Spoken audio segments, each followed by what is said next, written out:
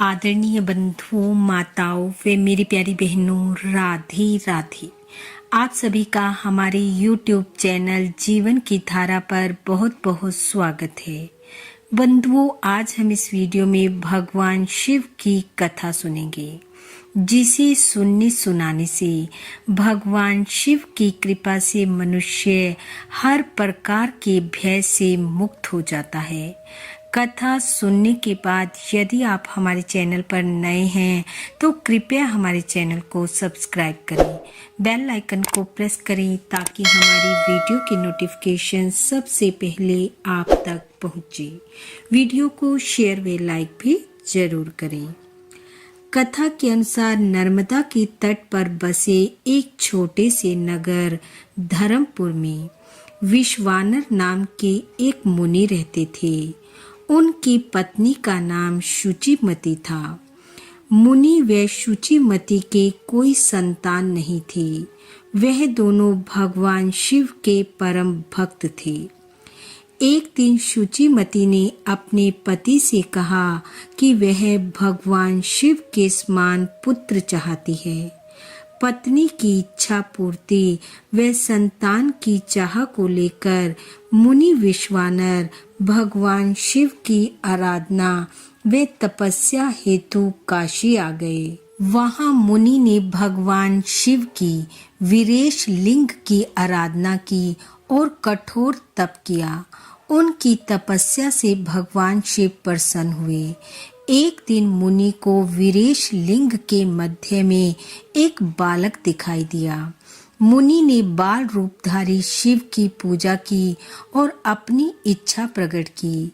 तब भगवान शिव ने शुचिमती के गर्भ से इसी बालक के रूप में अवतार लेने का वरदान दिया। मुनि विश्वानर वरदान पाकर घर लौटे। कुछ समय पश्चात मुनि पत्नी गर्भवती हुई और उनके घर में एक सुंदर पुत्र ने जन्म लिया। शिव अवतार रूपी उस बालक का नाम स्वयं ब्रह्मा जी ने गृहपति रखा। बालक गृहपति की बाल लीलाएं देखने स्वर्ग से देवी देवता स्वयं आते। एक बार नारद जी बालक गृहपति के दर्शन हेतु आए। गृहपति को देखकर नारद जी ने कहा, यह बालक सर्वगुण संपन्न है, परंतु 12 वर्ष की आयु में इसे बिजली अथवा अग्नि द्वारा भय उत्पन्न होगा। यह सुन मुनि विश्वानर व देवी शुचिमती चिंतित हो उठे। नारद जी के जाने के बाद माता विलाप कर रोने लगी और पिता अत्यंत दुखी हो उठे। माता का रुदन और पिता का दुखी होना बालक गृहपति को बिल्कुल अच्छा न लगा और वह माता पिता को कहने लगे, आप इस तरह दुखी ना हो। मैं भगवान मृत्युंजय की आराधना करूंगा और काल को भी जीत लूंगा। आप निश्चिंत रहिए। ऐसा कह बालक गृहपति काशी के लिए निकल पड़े। काशी पहुंच बालक ने भगवान विश्वनाथ के दर्शन किए और फिर शिवलिंग की स्थापना कर बालक भगवान शिव की तपस्या करने लगा।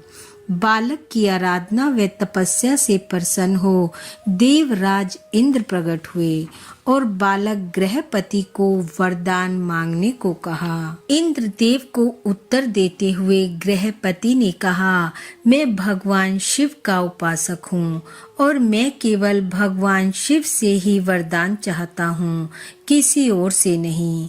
गृहपति के वचन सुनकर इंद्रदेव ने कहा, ऐसा क्या है शिव में जो मुझ में नहीं, और शिव तुम्हें ऐसा क्या दे सकते हैं जो मैं नहीं दे सकता।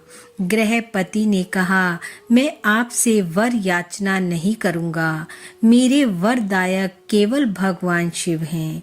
यह सुनकर इंद्रदेव क्रोधित हो उठे और गृहपति पर प्रहार करना चाहा, लेकिन बालक गृहपति तनिक भी भयभीत नहीं हुआ।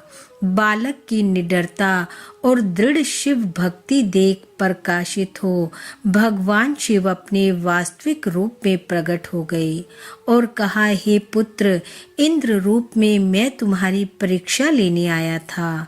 मैं ही तुम्हारा आराध्य शिव हूँ। तुम अपनी परीक्षा में सफल रहे हो। मैं तुम पर अति प्रसन्न हूँ।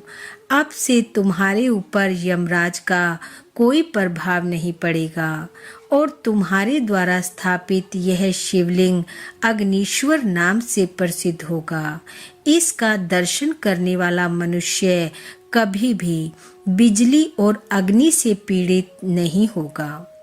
इस प्रकार जो भी मनुष्य भक्ति भाव से अग्निश्वर शिवलिंग की कथा को पढ़ता, सुनता व दूसरों को सुनाता है, वह कभी भी अकारण भय से पीड़ित नहीं होता और भगवान शिव की कृपा से उसके सभी मनोरथ पूर्ण होते हैं। बोलो भगवान महादेव की जय। बंधु, भगवान शिव की कृपा आप व आपके परिवार पर सदैव बनी रहे। आपका घर आंगन खुशियों से महकता रहे। इन्हीं शुभकामनाओं के साथ आप सबका बहुत बहुत धन्यवाद। राधे राधे।